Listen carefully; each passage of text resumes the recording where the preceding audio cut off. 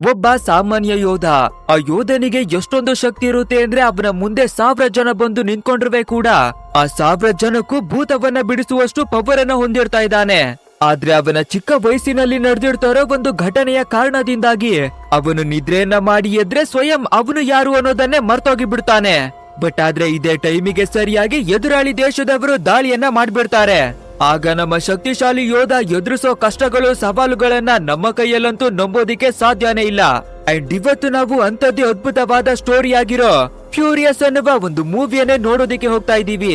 Movie ನಿಜಕ್ಕೂ ತುಂಬಾನೇ interesting ಆಗಿರ್ತಾ ಇದೆ. ಸೊ ಎಲ್ಲಿವೇ ಸ್ಕಿಪ್ ಅನ್ನ ಮಾಡದೆ ಪೂರ್ತಿಯಾಗಿ ನಮ್ಮ ಜೊತೆಯಾಗಿನೇ ವಿಡಿಯೋವನ್ನ ನೋಡಿ. ಹಾಗೆ ನಮ್ಮ ಚಾನೆಲ್ ಅನ್ನ ಇನ್ನ ನೀವು ಸಬ್ಸ್ಕ್ರೈಬ್ ಮಾಡಿರ್ತಾ ಇಲ್ಲ ಅಂದ್ರೆ ಬೇಗ ಸಬ್ಸ್ಕ್ರೈಬ್ ಮಾಡ್ಕೊಳ್ಳಿ. ಸರಿ ಓಕೆ, ಇನ್ನು ಟೈಮ್ ಅನ್ನ ವೇಸ್ಟ್ ಮಾಡದೆ ಇವತ್ತಿನ ಮೂವಿಯ ಮಾಯಾಲೋಕಕ್ಕೆ ಎಂಟ್ರಿಯನ್ನ ಕೊಡೋಣ. ಓಪನಿಂಗ್ ಸೀನ್ ನಲ್ಲಿ ನಮ್ಮ ಇವತ್ತಿನ ಮೂವಿಯ ಹೀರೋವಾಗಿರ್ತಾ ಇರೋ ಕೋಲಬ್ರಾಟ್ ಅನ್ನ ತೋರಿಸ್ತಾರೆ.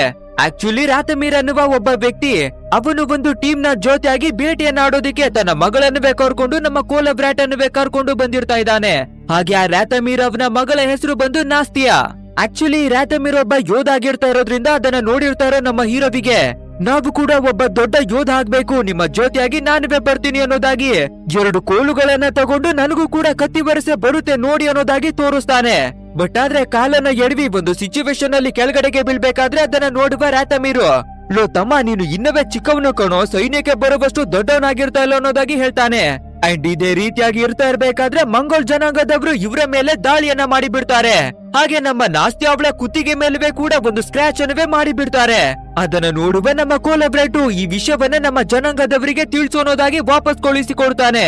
ಈ ಕಡೆ ನಮ್ಮ ರಾತಮೀರ್ ಅವನ ಟೀಮ್ ಪೂರ್ತಿಯಾಗಿನೇ ಸೂಪರ್ ಆಗಿನೇ ಹೋರಾಡುತ್ತೆ. ಬಟ್ ಆದ್ರೆ ಎಲ್ಲರೂ ಸೋತೋಗಿ ಬಿಡ್ತಾರೆ. ಇನ್ನು ಕೊನೆಯದಾಗಿ ಉಳಿದಿರ್ತಾ ಇರೋದು ನಮ್ಮ ರಾತಮೀರ್ ಮತ್ತೆ ಕೋಲಬ್ರಾಟ್ ಇಬ್ಬರೇನೆ. ನಮ್ಮ ಕೋಲಬ್ರಾಟ್ಗೆ ಇವ್ರನ್ನ ನಾನು ಸಂಭಾಳಿಸ್ತೀನಿ, ಇಲ್ಲಿಂದ ಓಡೋಗು ಅಂತ ಕೇಳ್ಕೊಂಡಿರ್ಬೇಕು ಕೂಡ ಇಲ್ಲ, ನಾನು ಕೂಡ ದೊಡ್ಡ ಯೋಧ ಆಗ್ಬೇಕು ಅನ್ನೋದಾಗಿ ಕತ್ತಿಯನ್ನ ಎತ್ಕೊಂಡು ರಾತಮೀರ್ನ ಜೊತೆ ಫೈಟ್ ಮಾಡೋದಿಕ್ಕಾಗಿ ನಿಂತ್ಕೊಳ್ತಾನೆ. ಬಟ್ ಆದ್ರೆ ಆ ಮಂಗೋಲ್ ಜನಾಂಗದವರು ನಮ್ಮ ರಾತಮೀರ್ ಅನ್ನವೇ ಕೂಡ ಸೋಲಿಸಿ ಹಾಕ್ತಾರೆ. ನಂತರ ನಮ್ಮ ಕೋಲಬ್ರಾಟ್ 2 ಕತ್ತಿಯನ್ನ ತಗೊಂಡು ತನ್ನ ಕತ್ತಿ ವರಸೆಯನ್ನ ತೋರಿಸ್ತಾ ಇರ್ಬೇಕಾದ್ರೆ ಅದನ್ನ ನೋಡುವ ಮಂಗೋಲ್ನ ಕಮಾಂಡರು ಒಂದು ವೆಪನ್ ಅನ್ನ ಎಸೆದು ನಮ್ಮ ಹೀರೋವನ್ನ ಕಟ್ಟಾಕಿ ಬಿಡ್ತಾನೆ. ಅಂಡ್ ಇಲ್ಲಿಗೆ ಈ ಸೀನ್ ಅನ್ನ ಕಟ್ ಮಾಡಿ ಪ್ರೆಸೆಂಟ್ ನಲ್ಲಿ ನಮ್ಮ ಕೋಲಬ್ರಾಟ್ ಕಣ್ಣನ್ನ ಬಿಟ್ಟು ಎಚ್ಚರಿ ಆಗ್ತಾನೆ. ಅಂಡ್ ನಮ್ಮ ಕೋಲಬ್ರಾಟ್ ಅನ್ನ ಒಂದು ಬೆಡ್ಗೆನೆ ಸೇರಿಸಿ ಕಟ್ಟಿ ಮಡಗಿರ್ತಾ ಇದ್ದಾರೆ. ಸೊ ಇವರು ಎಚ್ಚರಿ ಆಗಿದ್ ಕೂಡ್ಲೆ ಜೋರಾಗಿನೇ ಕಿರುಚ್ಕೊಳ್ಳೋದಕ್ಕೆಲ್ಲ ಶುರುವನ್ನ ಮಾಡ್ತಾನೆ. ಅಂಡ್ ಅದೇ ಟೈಮಿಗೆ ಚಿಕ್ಕ ವಯಸ್ಸಿನಲ್ಲಿ ನಮ್ಮ ನಾಸ್ಯವನ್ನ ತೋರಿಸಿರ್ತಾ ಇದ್ರು ಅಲ್ವಾ, ಇವಾಗ ನಮ್ಮ ನಾಸ್ಯನೇ ಇವನ ವೈಫ್ ಆಗಿರ್ತಾ ಇರೋದ್ರಿಂದ ಸೊ ಬೇಗನೆ ಅಲ್ಲಿಗೆ ಓಡಿ ಬಂದು, ನೀನು ಗಾಬರಿಯನ್ನ ಮಾಡ್ಕೋಬೇಡ, ನೀನು ಯಾವ ಕನಸನ್ನ ಕಂಡು ಎಚ್ಚರಿ ಆಗ್ತಾ ಇದ್ಯೋ ಇದು 13 ವರ್ಷಗಳ ಹಿಂದೆ ನಡೆದಿರ್ತಾ ಇರುವ ಘಟನೆಯಾಗಿರ್ತಾ ಇದೆ. ಇವಾಗ ನೀನು ಚೆನ್ನಾಗಿ ಬೆಳ್ಕೊಂಡು ದೊಡ್ಡವನಾಗಿರ್ತಾ ಇದ್ಯಾ, ಎಲ್ಲವನ್ನ ನೆನಪನ್ನ ಮಾಡ್ಕೊಂಡೋದಾಗಿ ಇವನು ಯಾರು ಅನ್ನೋದಾಗಿ ಅವನಿಗೆ ಅರ್ಥವನ್ನ ಮಾಡಿಸಿಕೊಡ್ತಾಳೆ. ಅಂದ್ರೆ ಚಿಕ್ಕ ವಯಸ್ಸಿನಲ್ಲಿ ಆ ಘಟನೆ ನಡೆದಿರ್ತಾ ಇರೋದ್ರಿಂದ ನಮ್ಮ ಕೋಲಬ್ರಾಟಿಗೆ ಅವನು ನಿದ್ರೆಯನ್ನ ಮಾಡಿ ಎದ್ರೆ ಪ್ರೆಸೆಂಟ್ ನಲ್ಲಿ ನಾವು ಯಾರು ಅನ್ನೋದನ್ನೇ ಮರ್ತೋಗಿ ಬಿಡ್ತಾನೆ. ಕೇವಲ ಅವನಿಗೆ ಚಿಕ್ಕ ವಯಸ್ಸಿನ ಘಟನೆ ಮಾತ್ರವಾಗಿನೇ ನೆನಪಾಗಿ ಇರುತ್ತೆ. ಸೊ ನಮ್ಮ ನಾಸ್ತ್ಯ ಈ ಎಲ್ಲಾ ವಿಷಯಗಳನ್ನ ಹೇಳಿ ಮತ್ತೆ ಅವನು ಯಾರು ಅನ್ನೋದಾಗಿ ನೆನಪನ್ನ ಮಾಡಿಕೊಡ್ತಾಳೆ. ನೆಕ್ಸ್ಟ್ ಇಲ್ಲಿಗೆ ಒಬ್ಬ ಸೋಲ್ಜರ್ ಬಂದು ನಿಮ್ಮನ್ನ ರಾಜ ಅವರು ಕರೀತಾ ಇದ್ದಾರೆ ಬನ್ನಿ ಅನ್ನೋದಾಗಿ ನಮ್ಮ ಕೋಲಬ್ರಾಟ್ ಅನ್ನ ಕರ್ಕೊಂಡು ಬರ್ತಾನೆ. ಯಾರು ಎದುರಾಳಿ ದೇಶದವರು ಇವರ ಕಡೆಗೆ ದಾಳಿಯನ್ನ ಮಾಡೋದಿಕ್ಕಾಗಿ ಸೈನ್ಯವನ್ನ ಕಟ್ಕೊಂಡು ಬರ್ತಾ ಇದ್ದಾರೆ. ಸೊ ಅದ್ರ ಬಗ್ಗೆ ನಮ್ಮ ಕೋಲಬ್ರಾಟ್ ಯಾವ ಡಿಸಿಷನ್ ಅನ್ನ ತಗೊಳ್ತಾನೆ ಅನ್ನೋದಾಗಿನೇ ತಿಳ್ಕೊಳ್ಳೋದಿಕ್ಕೆ ನಮ್ಮ ಹೀರೋವನ್ನ ಕರೆದಿರ್ತಾ ಇದ್ದಾರೆ. ಅಂಡ್ ಆ ರೀತಿ ಸೈನಿಕರು ಬರ್ತಾ ಇರೋದನ್ನ ನೋಡುವ ರಾಜ ಕೂಡ ಇವಾಗ ನಾವು ಏನ್ ಮಾಡ್ಬೇಕು, ದಾಳಿಯನ್ನ ಮಾಡೋಣ ಅಂತ ಕೇಳ್ಬೇಕಾದ್ರೆ ನಮ್ಮ ಕೋಲಬ್ರಾಟ್ ಬೇಡ ಸ್ವಲ್ಪ ತಾಳ್ಮೆಯಿಂದ ಇರಿ ಅನ್ನೋದಾಗಿ ಹೇಳ್ತಾನೆ. ನಂತರ ಸೈನಿಕರು ಕೂಡ ಗೇಟ್ ನ ಹತ್ರಕ್ಕಾಗಿನೇ ಬರ್ಬೇಕಾದ್ರೆ ಗೊತ್ತಾಗ್ಲಿಕ್ಕೆ ಬರುತ್ತೆ ಅವ್ರು ದಾಳಿಯನ್ನ ಮಾಡೋದಿಕ್ಕೆ ಬಂದಿರ್ತಾ ಇರುವ ಸೈನಿಕರೆಲ್ಲ ಬದಲಾಗಿ ಇವರ ಪಕ್ಕದ ರಾಜ್ಯದಲ್ಲಿ ಇರ್ತಾ ಇರುವ ಸ್ನೇಹಿತ ರಾಜ ಅನ್ನೋದಾಗಿ ಗೊತ್ತಾಗ್ಲಿಕ್ಕೆ ಬರುತ್ತೆ. ನೆಕ್ಸ್ಟ್ ನಮ್ಮ ಕೋಲಬ್ರಾಟ್ ಯುದ್ಧದ ಬಗ್ಗೆ ಒಂದಷ್ಟು ಜನರಿಗೆ ಟ್ರೈನಿಂಗ್ ಅನ್ನ ಕೊಡ್ತಾ ಇರ್ಬೇಕಾದ್ರೆ ರಾಜನ ಮಗನಾಗಿರ್ತಾ ಇರುವ ಫೆಡೋರ್ ಅಲ್ಲಿಗೆ ಬರ್ತಾನೆ. ಆಕ್ಚುಲ್ ಆಗಿ ಹೇಳ್ಬೇಕು ಅಂದ್ರೆ ಈ ಫೆಡೋರ್ ನಮ್ಮ ಹೀರೋವಿಗೆ ತುಂಬಾನೇ ಕ್ಲೋಸ್ ಆದ ಫ್ರೆಂಡ್ ಆಗಿರ್ತಾ ಇದ್ದಾನೆ. ಆ ರೀತಿ ನಮ್ಮ ಹೀರೋವಿನ ಹತ್ರಕ್ಕಾಗಿನೇ ಬಂದು, ಲೋ ಮಚ್ಚ ನೀನು ಎಂತದ್ದೇ ಸ್ಟ್ರಾಟಜಿಗಳನ್ನ ಹೇಳ್ಕೊಟ್ಟಿರ್ಬೇಕು ಕೂಡ ಇವ್ರು ನನ್ ಮುಂದೆ ನಿಲ್ಲೋಕಾಗಲ್ಲ ಕಣೋ, ನಾನ್ ಇವ್ರನ್ನ ಒಂದೇ ಕ್ಷಣದಲ್ಲಿ ಸೋಲಿಸಿ ಹಾಕ್ತೀನಿ, ಬೇಕಿದ್ರೆ ಸವಾಲನ್ನ ಹಾಕ್ತೀನಿ, ನಿನ್ನ ಸೈನಿಕರನ್ನ ನನ್ನ ಜೊತೆ ಫೈಟ್ ಮಾಡೋದಿಕ್ಕೆ ಬಿಡು ಅನ್ನೋದಾಗಿ ಕೇಳ್ತಾನೆ. ಸೊ ನಮ್ಮ ಹೀರೋನುವೇ ಸರಿ ಓಕೆ ಅನ್ನೋದಾಗಿ ಇವನು ಟ್ರೈನಿಂಗ್ ಅನ್ನ ಕೊಟ್ಟಿರುವ ಸೋಲ್ಜರ್ಸ್ ಗಳನ್ನ ಅಲ್ಲಿಗೆ ಕರೀತಾನೆ. ಅಂಡ್ ಅದೇ ರೀತಿ ಇಬ್ಬರ ನಡುವೆ ಒಂದು ಫಟಾಫಟಿಯಾದ ಯುದ್ಧ ನಡೀತಾ ಇರ್ಬೇಕಾದ್ರೆ ಒಂದು ಸಿಚುವೇಶನ್ ಅಲ್ಲಿ ನಮ್ಮ ಹೀರೋವಿನ ಸೋಲ್ಜರ್ಸ್ ಗಳು ಆ ಫೆಡೋರ್ ಅನ್ನ ಸೋಲಿಸಿ ಹಾಕ್ಬಿಡ್ತಾರೆ. ಸೊ ಸುತ್ತಮುತ್ತ ಇರುವ ಎಲ್ಲ ಜನರುವೆ ನಮ್ಮ ಕೋಲಬ್ರಾಟ್ ಗೆನೆ ಜಯಕಾರವನ್ನ ಹಾಕ್ತಾರೆ. ನೆಕ್ಸ್ಟ್ ನಮ್ಮ ಹೀರೋ ಅಲ್ಲಿಂದ ಹೊರಟು ತನ್ನ ಮನೆಗೆನೆ ಬಂದು ಅವನ ವೈಫಿಗೆ ಅವನ ಕೈಯಾರ ಮಾಡಿರ್ತಾ ಇರುವ ಒಂದು ಫ್ಲೂಟ್ ಅನ್ನ ಕೊಡ್ತಾನೆ. ಆಕ್ಚುಲ್ ಆಗಿ ಹೇಳ್ಬೇಕು ಅಂದ್ರೆ ಅವಳ ಹತ್ರವಾಗಿ ಇರುವ ಫ್ಲೂಟ್ ಚಿಕ್ಕ ವಯಸ್ಸಿನಲ್ಲಿ ಮಂಗೋಲ್ ಜನಾಂಗದವರು ಅಟ್ಯಾಕ್ ಅನ್ನ ಮಾಡ್ಬೇಕಾದ್ರೆ ಅವಳ ಹತ್ರ ಇರುವ ಫ್ಲೂಟ್ ಅನ್ನ ಕೆಳಗಡೆಗೆ ಬೀಳಿಸಿ ಬಿಟ್ಟಿರ್ತಾಳೆ. ಅದಕ್ಕಾಗಿನೇ ನಮ್ಮ ಹೀರೋ ಅವನ ಕೈಯಾರೆ ಒಂದು ಫ್ಲೂಟ್ ಅನ್ನ ಮಾಡಿ ಕೊಡ್ತಾನೆ. ನಂತರ ನಮ್ಗೆ ಗೊತ್ತಾಗ್ಲಿಕ್ಕೆ ಬರುತ್ತೆ ಇದಕ್ಕೂ ಮುಂಚೆ ನಮ್ಮ ಹೀರೋ ಪ್ರತಿ ದಿನಾಲುವೆ ಹಲವಾರು ಫ್ಲೂಟ್ ಗಳನ್ನ ಮಾಡಿಕೊಟ್ಟಿರ್ತಾ ಇದ್ದಾನೆ ಅನ್ನೋದು. ಯಾಕಂದ್ರೆ ಪ್ರತಿದಿನ ಅವನು ಎಲ್ಲವನ್ನ ಮರ್ತೋಗಿ ಬಿಡ್ತಾನೆ ಅಲ್ವಾ. ಸೊ ಅದರಿಂದ ಪ್ರತಿ ದಿನಾಲುವೆ ಒಂದೊಂದು ಫ್ಲೂಟ್ ಅನ್ನ ಮಾಡಿ ತಂದು ಕೊಡ್ತಾ ಇದ್ದಾನೆ. ನೆಕ್ಸ್ಟ್ ಈ ರಾಜನ ಮಗನಾಗಿರ್ತಾ ಇರುವ ಫೆಡೋರ್ ಇರ್ತಾ ಇದ್ದಾನೆ ಅಲ್ವಾ, ಅವನಿಗೆ ಇವಾಗ ಒಂದು ಮಗು ಹುಟ್ಟಿರ್ತಾ ಇರೋದ್ರಿಂದ ನಾಮಕರಣವನ್ನವೇ ಮಾಡಿ ನಮ್ಮ ಹೀರೋವನ್ನ ಅವನಿಗೆ ಗಾಡ್ ಫಾದರ್ ಅನ್ನಾಗಿ ನೇಮಕವನ್ನ ಮಾಡ್ತಾರೆ. ಅಂಡ್ ಇದೇ ರೀತಿಯ ಫಂಕ್ಷನ್ ನಡೀತಾ ಇರ್ಬೇಕಾದ್ರೆ ಸಡನ್ ಆಗಿ ಒಬ್ಬ ಸೈನಿಕ ಅಲ್ಲಿಗೆ ಓಡಿ ಬಂದು ಮಂಗೋಲ್ ಸೈನಿಕರು ಸಂಪೂರ್ಣವಾಗಿ ನಮ್ಮ ರಾಜ್ಯವನ್ನ ಸುತ್ತುವರೆದಿದ್ದಾರೆ, ಹಾಗೆ ನಮ್ಮ ಮೇಲೆ ಅಟ್ಯಾಕ್ ಮಾಡೋದಕ್ಕಾಗಿ ದೊಂಡೆತ್ತಿ ಬರ್ತಾ ಇದ್ದಾರೆ ಅನ್ನೋದಾಗಿ ಒಂದು ವಿಷಯವನ್ನ ಹೇಳ್ತಾನೆ. ಸರಿ ಓಕೆ, ಏನ್ ವಿಷಯ ನೋಡೋಣ ಅನ್ನೋದಾಗಿ ಬಂದು ನೋಡ್ಬೇಕಾದ್ರೆ ಸಾವಿರಾರು ಸೈನಿಕರು ಇವರ ವಿರುದ್ಧವಾಗಿ ಯುದ್ಧ ಮಾಡೋದಕ್ಕಾಗಿ ರೆಡಿಯಾಗಿ ನಿಂತಿರ್ತಾ ಇದ್ದಾರೆ. ಅಷ್ಟೇ ಇದನ್ನ ನೋಡುವ ಇವರ ರಾಜ್ಯದ ಜನರು ಎಲ್ಲರೂ ಕಂಗಾಲಾಗಿ ಬಿಡ್ತಾರೆ. ಇಲ್ಲಿಂದ ನಾವು ತಪ್ಪಿಸ್ಕೊಂಡು ಹೋಗ್ತೀವಿ, ನಮ್ಮನ್ನ ಬಿಟ್ಬಿಡಿ ಅಂತ ಎಷ್ಟೇ ಕೇಳ್ಕೊಂಡಿರ್ಬೇಕು ಕೂಡ ಎಲ್ಲರನ್ನುವೇ ನಾವು ರಕ್ಷಣೆಯನ್ನ ಮಾಡ್ತೀವಿ ಅನ್ನೋದಾಗಿ ಅಲ್ಲಿ ಇರ್ತಾ ಇರೋ ಎಲ್ಲಾ ಗೇಟ್ ಗಳನ್ನುವೇ ಲಾಕ್ ಅನ್ನ ಮಾಡ್ತಾರೆ. ಇವಾಗ ನಮ್ಮ ರಾಜನಿಗೂ ಕೂಡ ನಾವು ಏನ್ ಮಾಡ್ಬೇಕು ಅನ್ನೋದೇ ಗೊತ್ತಾಗ್ದಿರಾ ಯೋಚನೆಗೆ ಒಳಗಾಗ್ತಾನೆ. ಅಂಡ್ ಇವನ ಒಬ್ಬ ಮಂತ್ರಿ ಆ ಮಂಗೋಲ್ ಸೇನೆಯನ್ನ ಎದುರಿಸುವಷ್ಟು ತಾಕತ್ತು ನಮ್ಮ ಸೇನೆಗೆ ಇದ್ದಿರ್ತಾ ಇಲ್ಲ. ಸೊ ನಮ್ಮ ಹತ್ರ ಇರೋ ನಿಧಿ, ಚಿನ್ನ, ಹಣ ಎಲ್ಲವನ್ನ ಅವರಿಗೆ ಕೊಟ್ಟು ನಮ್ಮ ಜನರನ್ನ ಕಾಪಾಡ್ಕೊಳ್ಳೋದೇ ನಮ್ಮ ಹತ್ರ ಇರೋ ಆಪ್ಷನ್ ಅನ್ನೋದಾಗಿ ಹೇಳ್ತಾನೆ. ಬಟ್ ಆದ್ರೆ ಆ ರಾಜನ ಮಗನಾಗಿರ್ತಾ ಇರುವ ಫೆಡೋರಿಗೆ ಕೋಪ ತುಂಬಾನೇ ಬೇಗ ಬರುತ್ತೆ. ನಮ್ಮ ಒಬ್ಬ ಸೈನಿಕನಿಗೆ 10 ಜನರನ್ನ ಕೊಲ್ಲುವಷ್ಟು ತಾಕತ್ತು ಇರ್ತಾ ಇದೆ, ನಾವು ಯುದ್ಧವನ್ನೇ ಮಾಡೋಣ ಅನ್ನೋದಾಗಿ ಹೇಳ್ತಾನೆ. ಬಟ್ ಆದ್ರೆ ನಮ್ಮ ರಾಜ ತುಂಬಾನೇ ಯೋಚನೆಯನ್ನ ಮಾಡಿ ಸ್ವಲ್ಪ ಹಣ, ನಿಧಿ ಎಲ್ಲವನ್ನ ತಗೊಂಡು ಆ ಮಂಗೋಲ್ ರಾಜನ ಹತ್ರಕ್ಕಾಗಿನೇ ಹೋಗಿ ಹಾಗೆ ಆ ಚಿನ್ನ ಹಣವನ್ನ ಕೊಟ್ಟು ಅವನನ್ನ ಸಮಾಧಾನ ಪಡಿಸಿ ನಮ್ಮನ್ನ ಬಿಡೋಕಾಗಿ ಕೇಳ್ಕೊಂಡು ಬನ್ನಿ. ಅಂಡ್ ಅಷ್ಟರಲ್ಲಿ ನಾವು ಏನನ್ನ ಮಾಡ್ಬೇಕು ಅನ್ನೋದಾಗಿ ಪ್ಲಾನ್ ಅನ್ನ ಮಾಡೋಣ. ಒಂದ್ ವೇಳೆ ಯುದ್ಧವನ್ನ ಮಾಡ್ಬೇಕು ಅಂದ್ರೆ ಅದಕ್ಕೂ ರೆಡಿ ಆಗೋಣ. ಬಟ್ ಆದ್ರೆ ನಮ್ಗೆ ಯೋಚನೆ ಮಾಡೋಕೆ ಟೈಮ್ ಬೇಕು ಅಲ್ವಾ. ಸೊ ನೀವು ಆ ರಾಜನ ಹತ್ರಕ್ಕಾಗಿನೇ ಹೋಗಿ ಅಂತ ಹೇಳಿ ನಮ್ಮ ಕೋಲಬ್ರಾಟ್ ನ ಕಡೆಗೆ ತಿರುಗಿ ನೋಡ್ಬೇಕಾದ್ರೆ ಅವನು ಆ ಜಾಗದಲ್ಲಿನೇ ಇದ್ದಿರ್ತಾ ಇಲ್ಲ. ನಮ್ಮ ಕೋಲಬ್ರಾಟ್ ಎಲ್ಲಿಗೆ ಹೋದ ಅಂತ ನಾವು ನೋಡ್ತಾ ಇರ್ಬೇಕಾದ್ರೆ ಇವಾಗ ತಾನೇ ಜನರೆಲ್ಲರೂ ನಮ್ಮನ್ನ ಬಿಟ್ಬಿಡಿ, ನಾವು ಇಲ್ಲಿಂದ ಓಡಿ ಹೋಗ್ತೀವಿ ಅಂತ ಕೇಳ್ಕೊತಾ ಇದ್ರು ಅಲ್ವಾ. ಸೊ ಅವರ ಜೊತೆಯಾಗಿ ಬಂದು ಮಾತನಾಡ್ತಾ ಇದ್ದಾನೆ. ನೆಕ್ಸ್ಟ್ ನಮ್ಮ ಕೋಲಬ್ರಾಟ್ ಡೈರೆಕ್ಟ್ ಆಗಿ ಅವನ ಮನೆಗೆನೆ ವಾಪಸ್ ಬರ್ತಾನೆ. ಆ ರೀತಿ ಮನೆ ಒಳಗಡೆಗೆ ಬರ್ಬೇಕಾದ್ರೆ ಆಲ್ರೆಡಿ ನಮ್ಮ ರಾಜ ಅಲ್ಲಿಗೆ ಬಂದ್ಬಿಟ್ಟಿರ್ತಾ ಇದ್ದಾನೆ. ನಿನ್ನನ್ನ ಬಿಟ್ರೆ ನನ್ನ ಹತ್ರ ಬೇರೆ ಆಪ್ಷನ್ ಇದ್ದಿರ್ತಾ ಇಲ್ಲ. ಸೊ ಆ ಮಂಗೋಲ್ ರಾಜನ ಹತ್ರಕ್ಕಾಗಿ ನೀನೇನೆ ಹೋಗ್ಬೇಕು ಅನ್ನೋದಾಗಿ ಹೇಳ್ತಾನೆ. ಬಟ್ ಆದ್ರೆ ನಮ್ಮ ಹೀರೋ ನನ್ಗೆ ಮರೆತು ಹೋಗುವ ಕಾಯಿಲೆ ಇದ್ದಿರ್ತಾ ಇದೆ. ಸೊ ನಾನು ನಿದ್ರೆನ ಮಾಡಿ ಎದ್ರೆ ನಾನು ಎಲ್ಲಿ ಇರ್ತಾ ಇದ್ದೀನಿ, ಯಾರು ಅನ್ನೋದೇ ಮರ್ತೋಗ್ತೀನಿ. ಹೀಗಿರುವಾಗ ನಾನು ಹೋಗೋದು ಸರಿಯಲ್ಲ ಅಂತ ಹೇಳ್ಬೇಕಾದ್ರೆ ಅದೇ ಟೈಮಿಗೆ ನಮ್ಮ ನಾಸ್ತ್ಯ ಕೂಡ ಓಡಿ ಬಂದು ದಯವಿಟ್ಟು ಇವರನ್ನ ಕಳಿಸ್ಬೇಡಿ, ನನ್ನ ಗಂಡನನ್ನ ಕಳಿಸ್ಬೇಡಿ ಅನ್ನೋದಾಗಿ ರಿಕ್ವೆಸ್ಟ್ ಅನ್ನ ಮಾಡಿಕೊಳ್ತಾಳೆ. ಬಟ್ ಆದ್ರೆ ಆ ರಾಜ ತುಂಬಾನೇ ರಿಕ್ವೆಸ್ಟ್ ಅನ್ನ ಮಾಡಿ ಕೋಪದಲ್ಲಿ ಕೇಳ್ಕೋಬೇಕಾದ್ರೆ ನಮ್ಮ ಹೀರೋ ಕೂಡ ಸರಿ ಓಕೆ ನಾನು ಹೋಗ್ತೀನಿ ಅನ್ನೋದಾಗಿ ಒಪ್ಪಿಕೊಳ್ತಾನೆ. ಅಂಡ್ ಅದೇ ರೀತಿಯಾಗಿನೇ ನೆಕ್ಸ್ಟ್ ಡೇ ಚಿನ್ನ ಬೆಳ್ಳಿಯನ್ನೆಲ್ಲ ಪ್ಯಾಕ್ ಅನ್ನ ಮಾಡ್ಕೊಂಡು ಇವರಿಗೆ ಬೇಕಾದ ಫುಡ್ ಥಿಂಗ್ಸ್ ಎಲ್ಲವನ್ನುವೇ ಪ್ಯಾಕ್ ಅನ್ನ ಮಾಡಿಕೊಳ್ತಾರೆ.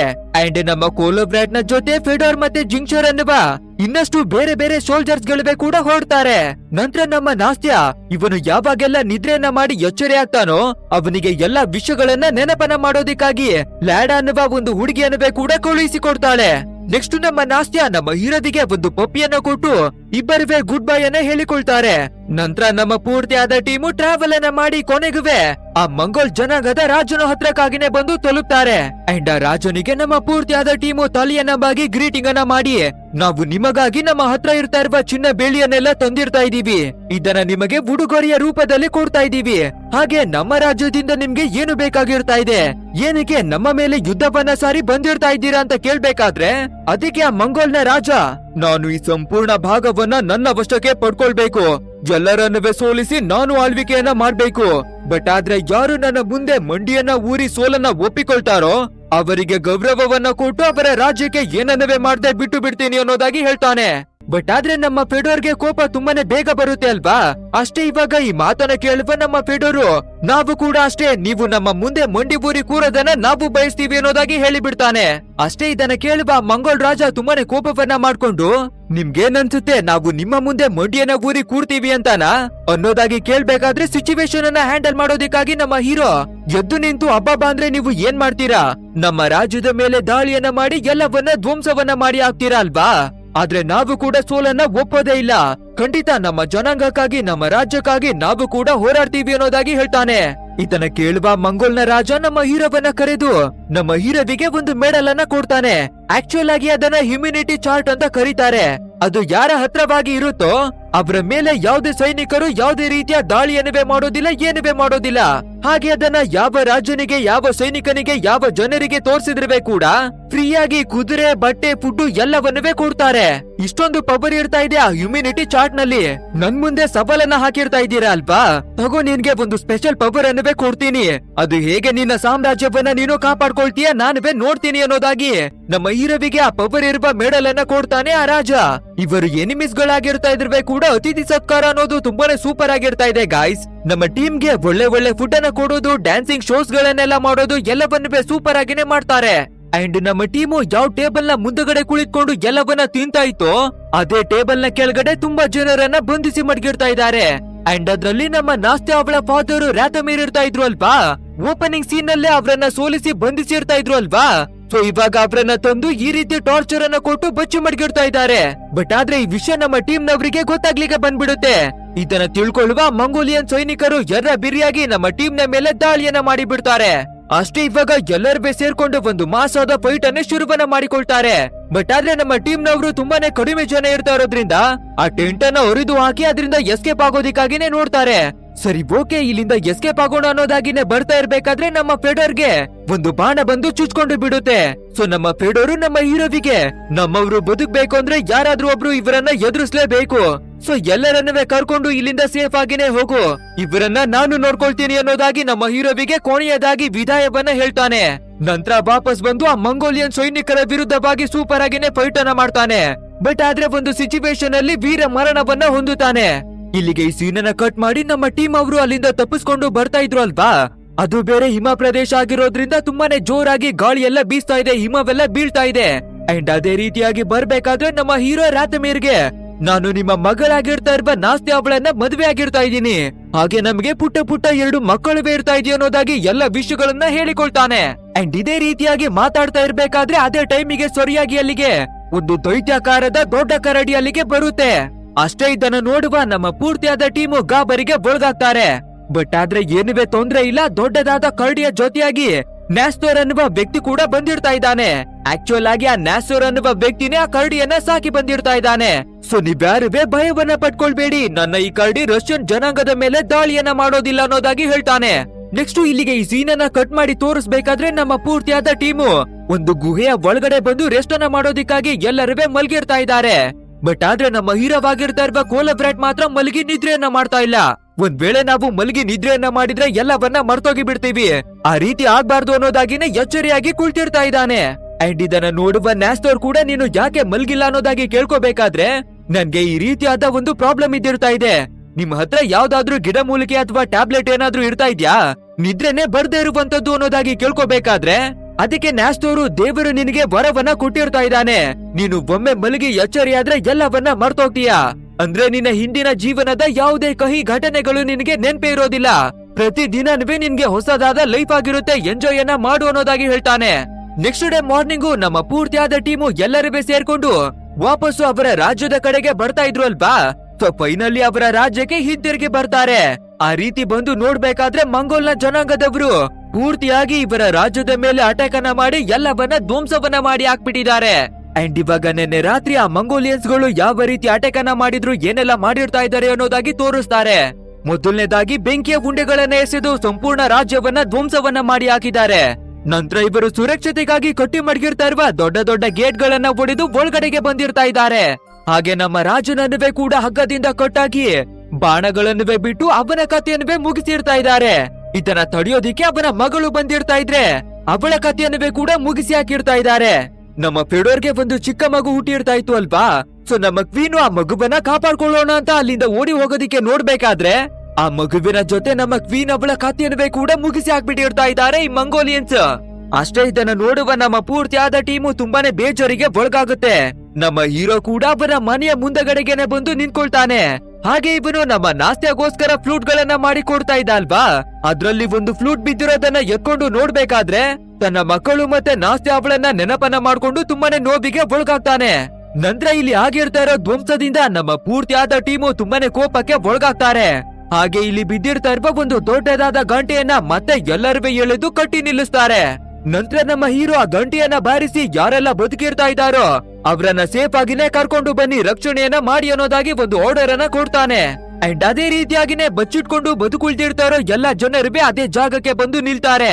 ಬಟ್ ಆದ್ರೆ ಆ ಗಂಟೆಯ ಶಬ್ದವನ್ನ ಕೇಳಿರ್ತಾ ಇರುವ ಮಂಗೋಲ್ನ ಒಂದು ಚಿಕ್ಕ ಸೇನೆ ವಾಪಸ್ಸು ಇದೇ ಜಾಗಕ್ಕೆನೆ ಬಂದು ಬಿಡ್ತಾರೆ.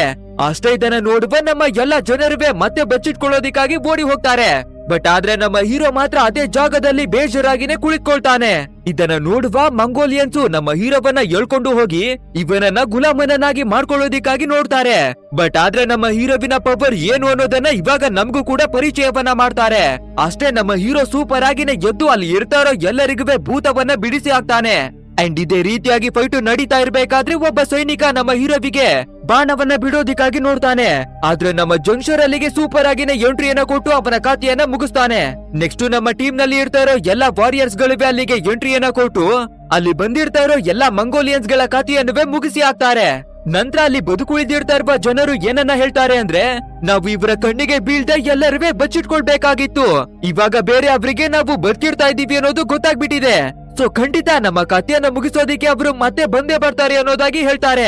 ಅದಕ್ಕೆ ನಮ್ಮ ಹೀರೋ ಯಾರುವೆ ಭಯವನ್ನ ಪಡುವ ಅಗತ್ಯವಿಲ್ಲ, ನಾವು ನಮ್ಮ ಅಕ್ಕಪಕ್ಕದ ರಾಜ್ಯದವರ ಹತ್ರವಾಗಿ ಹೆಲ್ಪ್ ಅನ್ನ ಕೇಳೋಣ, ಅವರ ಹೆಲ್ಪ್ ಅನ್ನ ತಗೊಂಡು ಇಬ್ಬರನ್ನ ಸೋಲಿಸಿ ಹಾಕೋಣ ಅನ್ನೋದಾಗಿ ಹೇಳ್ತಾನೆ. ನಂತರ ಅಲ್ಲಿ ಬದುಕುಳಿದಿರ್ತಾ ಇರುವ ಜನರಲ್ಲಿ 3 ಜನ ನಮಗೆ ನಮ್ಮ ಅಕ್ಕಪಕ್ಕದಲ್ಲಿ ಇರ್ತಾ ಇರುವ ರಾಜ್ಯಗಳಲ್ಲಿ ಯಾವ ರಾಜ್ಯ ಹೆಲ್ಪ್ ಅನ್ನ ಮಾಡುತ್ತೆ ಅನ್ನೋದು ಖಂಡಿತ ಗೊತ್ತಿರ್ತಾ ಇದೆ. ಸೊ ನಾವು ಒಂದೊಂದು ರಾಜ್ಯಕ್ಕೆ ಹೋಗ್ತೀವಿ ಅನ್ನೋದಾಗಿ ಅವರೇನೆ ಮುಂದಕ್ಕೆ ಬರ್ತಾರೆ. ನಂತರ ನಮ್ಮ ಹೀರೋ ಆ ಮಂಗೋಲಿಯನ್ಸು ಬೇರೆ ರಾಜ್ಯವನ್ನ ಅಟ್ಯಾಕ್ ಮಾಡೋದಕ್ಕಿಂತನೂ ಮುಂಚೆ ನಾವು ಅವರ ಸೇನೆಯನ್ನ ಹೇಗಾದ್ರೂ ಮಾಡಿ ದುರ್ಬಲವನ್ನ ಮಾಡ್ಲೇಬೇಕು ಅನ್ನೋದಾಗಿ ಎಲ್ರಿಗೂ ಒಂದು ಸೂಪರ್ ಆದ ಪ್ಲಾನ್ ಅನ್ನ ಹೇಳಿಕೊಡ್ತಾನೆ. ನಂತರ ಅದೇ ರೀತಿಯಾಗಿನೇ ಕಾಡಲ್ಲಿ ಸಿಗುವ ವಿಷಕಾರಿಯಾದ ಗಿಡಮೂಲಿಕೆಗಳನ್ನ ತಂದು ಅದ್ರಿಂದ ಯಾವುದೋ ಒಂದು ಮದ್ದನ್ನ ಕ್ರಿಯೇಟ್ ಅನ್ನ ಮಾಡಿ ಆ ಮಂಗೋಲಿಯನ್ಸ್ ಕುಡಿಯುವ ನೀರಿನ ಒಳಗಡೆಗೆನೆ ಮಿಕ್ಸ್ ಮಾಡಿ ಬಿಡ್ತಾರೆ. ಅಂಡ್ ಅದೇ ರೀತಿಯಾಗಿ ಆ ನೀರನ್ನ ಕುಡಿಬೇಕಾದ್ರೆ ಕುದುರೆಗಳು ಮಂಗೋಲಿಯನ್ಸ್ ನ ಸೈನಿಕರು ಎಲ್ಲರೂ ಟೋಟಲ್ ಆಗಿ ವಾಮಿಟ್ ಅನ್ನೆಲ್ಲ ಮಾಡ್ಕೊಂಡು ಅನ್ಕಾನ್ಶಿಯಸ್ ಆಗಿ ಕೆಳಗಡೆಗೆ ಬೀಳ್ತಾ ಇದ್ದಾರೆ. ಅಂಡ್ ಇದನ್ನ ನೋಡುವ ನಮ್ಮ ಕೋಲಬ್ರಾಟು ಒಂದು ಬಿಲ್ಲು ಬಾಣವನ್ನ ಈಸ್ಕೊಂಡು ಈ ಸೈನ್ಯದ ಒಬ್ಬ ಕಮಾಂಡರ್ ಇದ್ದಿರ್ತಾ ಇದ್ದಾನೆ ಅಲ್ವಾ, ಅವನ ಹತ್ರಕ್ಕಾಗಿನೇ ಒಂದು ಬಾಣವನ್ನ ಬಿಡ್ತಾನೆ. ಅಂಡ್ ಅದನ್ನ ನೋಡುವ ಕಮಾಂಡರ್ಗೆ ಕೂಡ ನಮ್ಮ ಟೀಮು ಯಾವ ಜಾಗದಲ್ಲಿ ಇದೆ ಅನ್ನೋದನ್ನ ತಿಳ್ಕೊಂಡು ಬಿಡ್ತಾನೆ.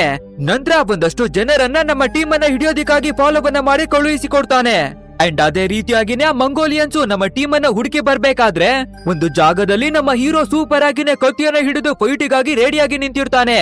ಇನ್ನೇನು ಅವನ ಮೇಲೆ ಅಟ್ಯಾಕ್ ಮಾಡ್ಬೇಕು ಅಂತ ಅನ್ಕೋಬೇಕಾದ್ರೆ ಹಿಂದೆಯಿಂದ ನಮ್ಮ ಪೂರ್ತಿಯಾದ ಟೀಮು ಆ ಮಂಗೋಲಿಯನ್ಸ್ ಗಳ ಮೇಲೆ ಅಟ್ಯಾಕ್ ಅನ್ನ ಮಾಡಿ ಎಲ್ಲರ ಕಥೆಯನ್ನು ಕ್ಷಣ ಮಾತ್ರದಲ್ಲೇ ಮುಗಿಸಿ ಹಾಕ್ತಾರೆ.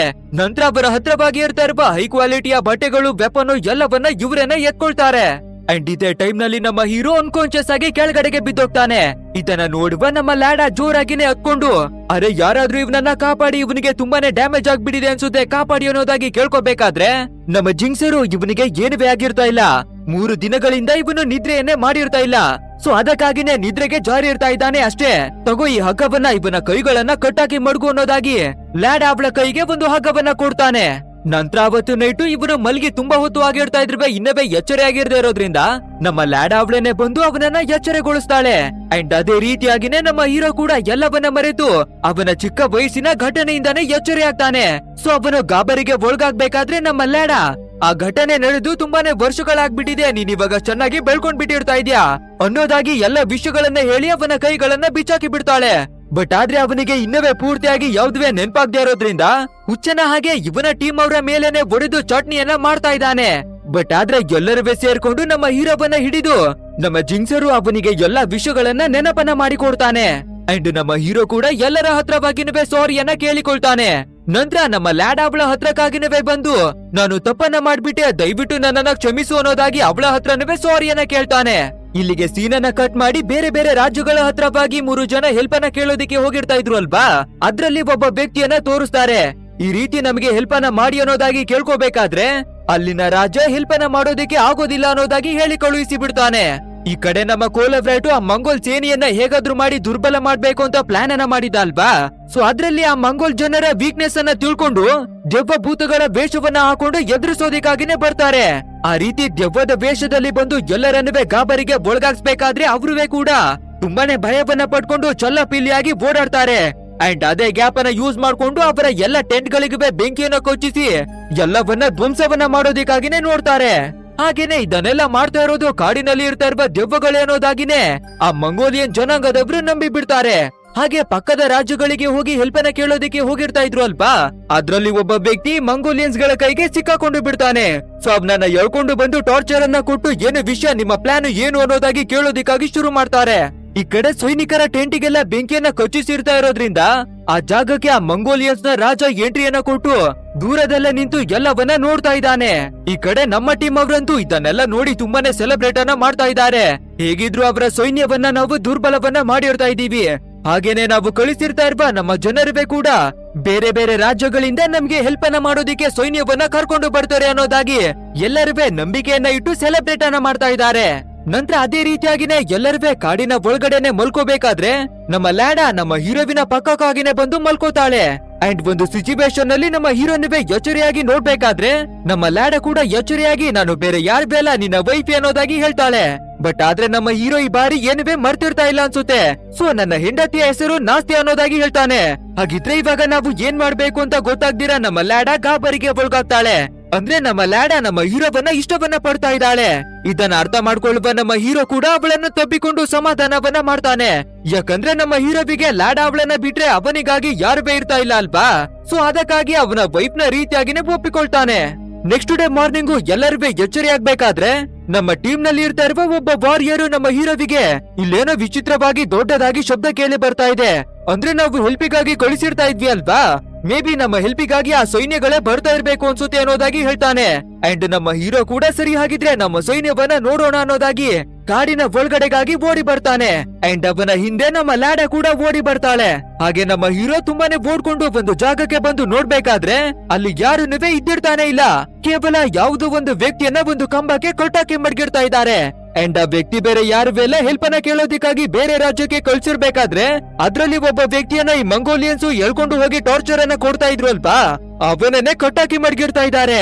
ಸೊ ಇದನ್ನ ನೋಡುವ ನಮ್ಮ ಹೀರೋ ಮುಂದಕ್ಕೆ ಬರ್ಬೇಕಾದ್ರೆ ನಮ್ಮ ಹೀರೋವನ್ನ ನೂರಾರು ಮಂಗೋಲಿಯನ್ಸ್ ಗಳು ಸುತ್ತುವರೆದು ಬಿಡ್ತಾರೆ. ಸೊ ಇದನ್ನ ನೋಡುವ ನಮ್ಮ ಲ್ಯಾಡಾ ಒಂದು ಕ್ಷಣವೇ ಯೋಚನೆಯನ್ನ ಮಾಡ್ತೀರಾ ನಮ್ಮ ಟೀಮ್ ನವ್ರಿಗೆ ಈ ವಿಷಯವನ್ನ ತಿಳಿಸೋದಿಕ್ಕಾಗಿ ಆ ಜಾಗದಿಂದ ಓಡಿ ಬಂದು ಬಿಡ್ತಾಳೆ. ಈ ಕಡೆ ನಮ್ಮ ಹೀರೋ ಒಬ್ಬಂಟಿಯಾಗಿನೇ ನಿಂತು ಸಂಪೂರ್ಣವಾದ ಸೈನ್ಯವನ್ನ ಎದುರಿಸೋದಿಕ್ಕಾಗಿ ರೆಡಿ ಆಗ್ತಾನೆ.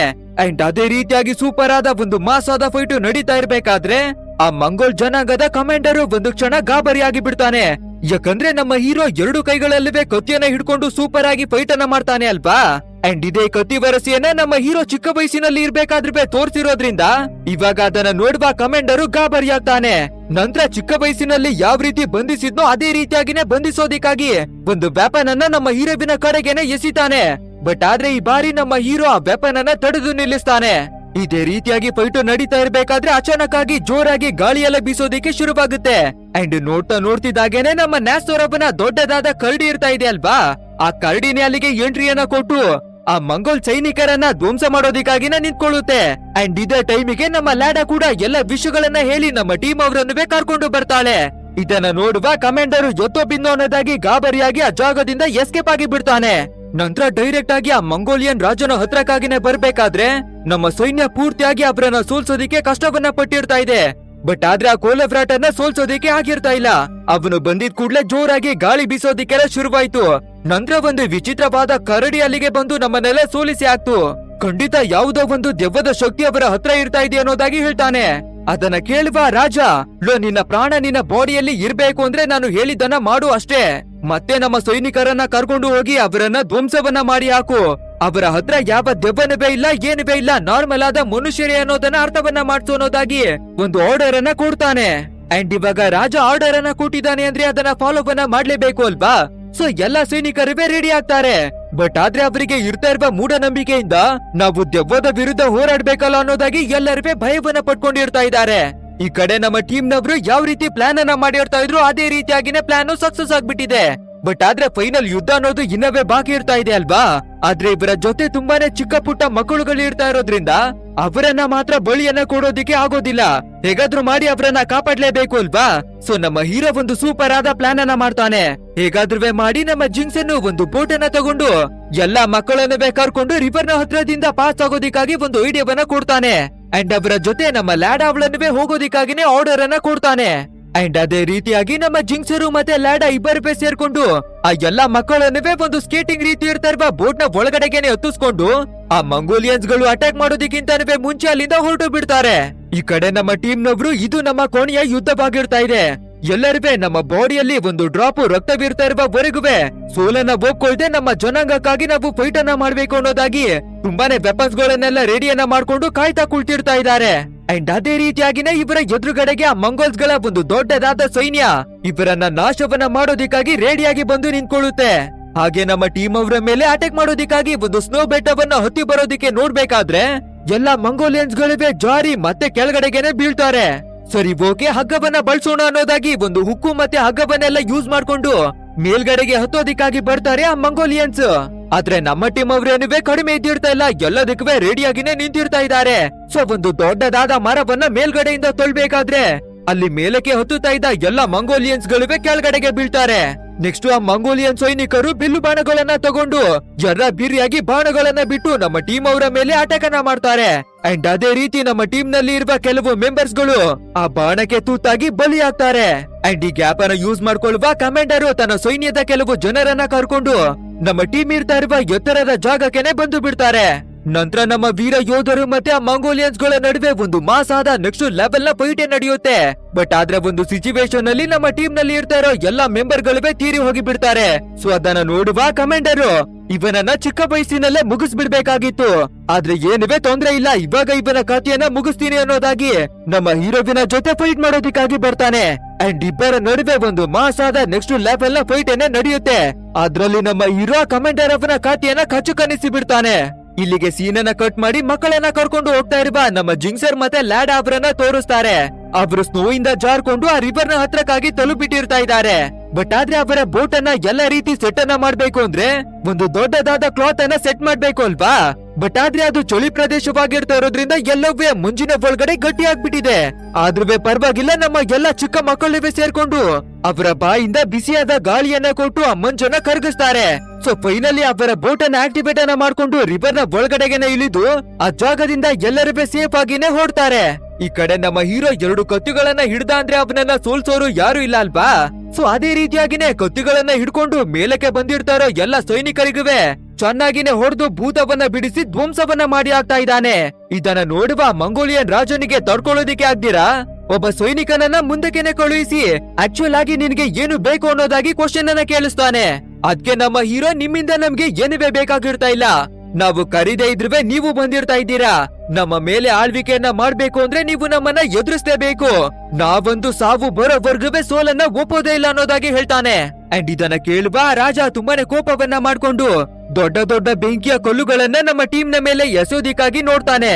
ಹಾಗೆ ನಮ್ಮ ಟೀಮ್ ನಲ್ಲಿ ಉಳಿದಿರ್ತಾ ಇರುವ ಕೆಲವು ವೀರ ಯೋಧರು ಅವರ ಕೊನೆಯ ಕ್ಷಣಗಳನ್ನ ನೆನಪನ್ನ ಮಾಡ್ಕೊಂಡು ಎಲ್ಲರೂ ನಗಾಡೋದಿಕ್ಕೆ ಶುರು ಮಾಡ್ತಾರೆ. ಅಂಡ್ ಅದೇ ರೀತಿಯಾಗಿನೇ ನಮ್ಮ ಟೀಮ್ ನ ವಾರಿಯರ್ಸ್ ಗಳ ಮೇಲೆ ಆ ಕಲ್ಲುಗಳು ಬಿದ್ದು ಎಲ್ಲರೂ ಸಾವನ್ನಪ್ತಾರೆ. ನಮ್ಮ ಹೀರೋ ಮಾತ್ರ ಹಿಂದೆ ತಿರುಗಿ ನೋಡ್ಬೇಕಾದ್ರೆ ನಮ್ಮ ಪುಟ್ಟ ಮಕ್ಕಳನ್ನ ಸೇಫ್ ಮಾಡಿ ಕರ್ಕೊಂಡು ಹೋಗ್ತಾ ಇದ್ದಾರೆ ಅಲ್ವಾ. ಅದನ್ನ ನೋಡಿ ಯಾವುದೋ ಒಂದು ಸಾಧನೆ ಮಾಡಿರುವ ರೀತಿಯಾಗಿ ಫೀಲ್ ಆಗ್ತಾನೆ ನಮ್ಮ ಹೀರೋ. ಆದ್ರೆ ಅದೇ ಟೈಮಿಗೆ ನಮ್ಮ ಹೀರೋವಿನ ಮೇಲುವೆ ಕೂಡ ಕಲ್ಲುಗಳು ಬಿದ್ದು ಅವನಿಗುವೆ ತುಂಬಾ ಗಾಯಗಳಾಗಿ ಒಂದು ಜಾಗದಲ್ಲಿ ಅನ್ಕಾನ್ಶಿಯಸ್ ಆಗಿ ಕೆಳಗಡೆಗೆ ಬೀಳ್ತಾನೆ. ಸ್ವಲ್ಪ ಹೊತ್ತು ಆದ ನಂತರ ನಮ್ಮ ಹೀರೋ ಎಚ್ಚರಿಯಾಗಿ ನೋಡ್ಬೇಕಾದ್ರೆ ಇವಾಗ ಅವನಿಗೆ ಯಾವುದೇ ವಿಷಯಗಳುವೆ ಮರ್ತೋಗಿರ್ತಾ ಇಲ್ಲ, ಪ್ರತಿಯೊಂದು ವಿಷಯನುವೆ ನೆನಪಿನಲ್ಲೇ ಇರ್ತಾ ಇದೆ. ಸೊ ನಮ್ಮ ಹೀರೋ ಗಾಯವಾಗಿರ್ತಾ ಇದ್ರೆ ಕೂಡ ಕೆಳಗಡೆಗೆ ಇಳಿದು ಬರ್ತಾನೆ. ಹಾಗೆ ಈ ರಾಜ ಕೊಟ್ಟಿರ್ತಾ ಇರುವ ಹ್ಯುಮಿನಿಟಿ ಚಾರ್ಟ್ ಅನ್ನ ಇಲ್ಲಿವರೆಗೂ ಯೂಸೇ ಮಾಡಿರ್ತಾ ಇಲ್ಲ ಅಲ್ವಾ. ಸೊ ನಮ್ಮ ಹೀರೋ ಕೊನೆಯ ಬಾರಿಗೆ ಆ ಹ್ಯುಮಿನಿಟಿ ಚಾರ್ಟ್ ಅನ್ನ ಯೂಸ್ ಮಾಡ್ತಾನೆ. ಅಂಡ್ ಅದನ್ನ ಎಲ್ರಿಗೂ ತೋರಿಸ್ಬೇಕಾದ್ರೆ ಯಾರಿಗೂ ಅವನಿಗೆ ಯಾವುದೇ ರೀತಿಯ ಹಾನಿಯನ್ನುವೇ ಮಾಡೋದಿಲ್ಲ. ಅಂಡ್ ನಮ್ಮ ಹೀರೋವಿಗೆ ತುಂಬಾನೇ ಪೆಟ್ಟಾಗಿರೋದ್ರಿಂದ ಒಂದು ಜಾಗದಲ್ಲಿ ಬಂದು ದೊಪ್ಪಂತ ಬೀಳ್ತಾನೆ. ಇದನ್ನ ನೋಡುವ ಮಂಗೋಲಿಯನ್ ರಾಜ ಅಲ್ಲಿಗೆ ಬಂದು, ಅರೆ ನೀನು ಯಾರು ಅನ್ನೋದಾಗಿ ಕೇಳ್ಬೇಕಾದ್ರೆ ನಮ್ಮ ಹೀರೋ ನಾನೊಬ್ಬ ಸಾಮಾನ್ಯ ರಷ್ಯನ್ ಯೋಧ ಅನ್ನೋದಾಗಿ ಹೇಳ್ಕೊತಾನೆ. ಅಂಡ್ ಆ ರಾಜನ ಹ್ಯುಮಿನಿಟಿ ಚಾರ್ಟ್ ಅನ್ನ ವಾಪಸ್ ಕೊಡೋದಿಕ್ಕೆ ಹೋಗ್ಬೇಕಾದ್ರೆ ಅದು ಕೈಯಿಂದ ಜಾರ್ಕೊಂಡು ಕೆಳಗಡೆಗೆ ಬಿದ್ದೋಗುತ್ತೆ. ಅಂಡ್ ಅದನ್ನ ಎತ್ಕೊಳ್ಳೋದಿಕ್ಕೆ ಆ ಮಂಗೋಲಿಯನ್ ರಾಜ ಮಂಡಿಯೂರಿ ಕೆಳಗಡೆಗೆ ಕುತ್ಕೋಬೇಕಾದ್ರೆ ಇದೇ ಟೈಮಿಗೆ ನಮ್ಮ ಹೀರೋ, ಕೊನೆಗೂ ನಮ್ಮ ಮುಂದೆ ನಿನ್ನನ್ನ ಮಂಡಿಯೂರಿಸಿ ಕೂರ್ಸಿದ್ವಲ್ಲ ಅನ್ನೋದಾಗಿ ಒಂದು ಹೆಮ್ಮೆಯಿಂದ ಒಂದು ವಿಷಯವನ್ನ ಹೇಳ್ತಾನೆ. ಅಷ್ಟೇ ಇದನ್ನ ಕೇಳುವ ಮಂಗೋಲಿಯನ್ ಸೈನಿಕರು ಒಂದು ಕ್ಷಣಕ್ಕೆ ಶಾಕ್ ಆಗಿ ಬಿಡ್ತಾರೆ. ಅಷ್ಟೇ ಯಾಕೆ, ಆ ಮಂಗೋಲಿಯನ್ ರಾಜನೇ ಶಾಕ್ ಆಗಿ ಬಿಡ್ತಾನೆ. ಬಟ್ ಆದ್ರೆ ಇದೇ ಟೈಮಿಗೆ ನಮ್ಮ ಹೀರೋ ಕೂಡ ತೀರೋಗಿ ಬಿಡ್ತಾನೆ. ಇದನ್ನ ನೋಡುವ ಮಂಗೋಲಿಯನ್ ರಾಜ, ಇಂಥ ಯೋಧನನ್ನ ನಾನು ಇದುವರೆಗೂ ನೋಡಿರ್ತಾನೆ ಇಲ್ಲ, ಒಂದ್ ವೇಳೆ ಇವನು ನನ್ನ ಜೊತೆ ನನ್ನ ಸೈನ್ಯದಲ್ಲಿ ಇರ್ತಾ ಇದ್ದಿದ್ರೆ ಇವನ ಪ್ರತಿಯೊಂದು ಮಾತನ್ನುವೆ ನಾನು ಗೌರವದಿಂದ ಕೇಳಿ ನಂಬ್ತಾ ಇದ್ದೆ ಅನ್ನೋದಾಗಿ ಒಂದು ಗೌರವವನ್ನ ಸಲ್ಲಿಸಿ ಅವನು ತೀರಿ ಹೋಗಿರ್ತಾ ಇರುವ ಜಾಗದಲ್ಲೇ ಅವನ ನೆನಪಿಗಾಗಿ ಒಂದು ಸ್ಮಾರಕವನ್ನ ಕಟ್ಟಿಸಿಕೊಡ್ತಾನೆ. ಇಲ್ಲಿಗೆ ಈ ಸೀನನ್ನ ಕಟ್ ಮಾಡಿ ಹಲವಾರು ವರ್ಷಗಳ ನಂತರ ನಮ್ಮ ಜಿಂಕ್ಸರು ಪುಟ್ಟ ಮಕ್ಕಳುಗಳನ್ನ ಕಾಪಾಡ್ಕೊಂಡು ಇಲ್ಲಿಂದ ಹೋಗಿರ್ತಾ ಇದ್ದ ಅಲ್ವಾ. ಇವಾಗ ಮಕ್ಕಳನ್ನ ಚೆನ್ನಾಗಿನೇ ಬೆಳೆಸಿ ದೊಡ್ಡ ವಾರಿಯರ್ ಆಗಿ ಮಾಡಿರ್ತಾ ಇದ್ದಾನೆ. ಹಾಗೆ ಇವರ ಸೈನ್ಯ ಕೂಡ ಸಾವಿರಾರು ಜನಗಳಾಗಿ ಬದಲಾಗಿರ್ತಾ ಇದೆ.